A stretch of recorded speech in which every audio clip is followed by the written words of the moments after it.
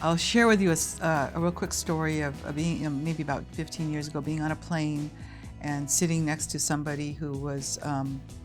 opposite political views as myself, I should say. I'm fairly progressive and liberal,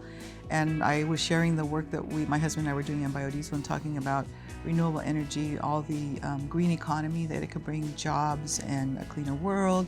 the future for our next generations, preserving the beauty of our environment. And the gentleman said to me, do you really believe in climate change?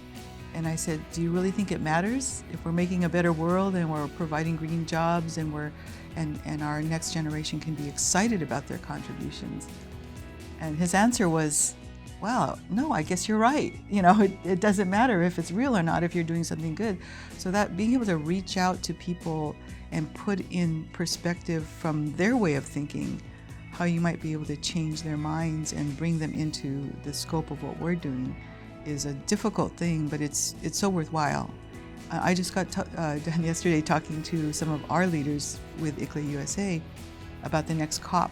and how one of the opportunities that I thought we missed out on with COP26 was the ability or the opportunity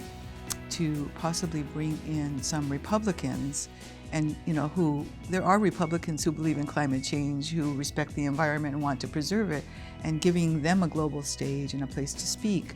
to bring more of the people across the aisle into the fold